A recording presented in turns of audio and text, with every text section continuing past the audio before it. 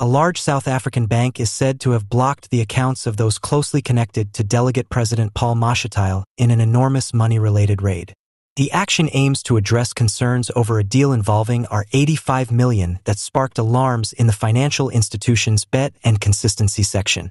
Before we continue, please kindly subscribe to our channel. Turn on the notification bell so as to get all our updates. The bank, whose identity is kept secret because of the assessment speed, is said to have moved quickly after identifying anomalies related to resource trade. Sources with knowledge of the situation claim that the deal was announced during a standard financial survey, which prompted an internal investigation into the viability of the resources and the complex social events. A few people whose identities are known to be connected to Mashatile's social and professional networks have had their records frozen pending further investigation. The source of the R85 million remaining portions remains unclear, since initial reports suggested that groups need to get significant political money or high-level agreements. The deal has been brought to the attention of experts from the Financial Information Spot, FIC, and the South African Reserve Bank, SARB. The two organizations are collaborating directly with the bank to determine the reliability of the resources. The FIC is specifically tasked with looking into any potential tax evasion and assistance of illegal activity inside the nation. Although Paul Mashatile is now unable to provide a conventional explanation for the incident, political analysts suggest that the results of this financial test may have significant implications for his future political endeavors.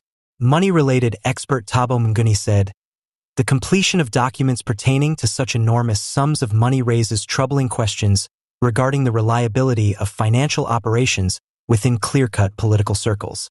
When shown to be absurd, it may damage people's reputations and possibly result in criminal investigations." Opposition groups have lately demanded responsibility and openness, pointing out that Mashatile lowered the vast majority of any affiliation with anybody deemed to be an actual source of financial misbehavior.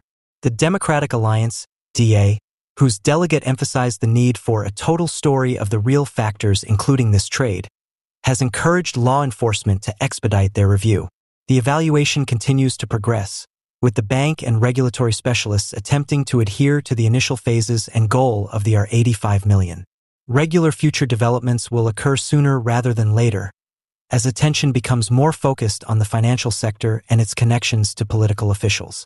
Once again, two former members of the Economic Freedom Fighters, EFF, who were accused of intimidating people have, as far as anybody is aware, left Julius Malema's party to join the uMkhonto Sizwe Party, MKP, which is led by former President Jacob Zuma.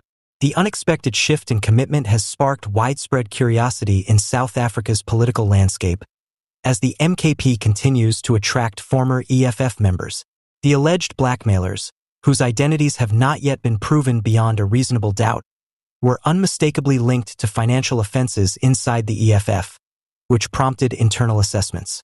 Instead of resisting internal party discipline, they made the decision to align with the MKP, a really terrible party led by Zuma. Many political analysts see their passive acquiescence as an attempt to avoid accountability while maintaining influence over South African regulatory matters. It will soon become evident that the EFF is unable to comment on these people's assent. Regardless, party sources assure that the claims of impatience were a major factor in their resignation. Some EFF members see their capitulation as an opportunity for the party to purge itself of members who participate in deceptive tactics. The MKP, which has recently seen consistent growth, has positioned itself as a party that moderately opposes demeaning actions and shines a light on norms connected to financial transformation. Previous President Zuma's affiliation with the MKP has attracted the attention of scholars and the two accomplices because to his troubled background and the legal battles it has sparked. Political scientists advise that, given that a number of people were drawn to Zuma's advocacy of the MK party, the departure may be crucial for a more notable example of impeded assumption within the EFF stances. The MKP's attraction stems from its duty to pose a danger to space and its evaluation of the stable administration, which resonates with certain EFF disloyals. However, scholars argue that the MKP's financial support may also attract those who are seeking refuge from ethical and factual scrutiny, as both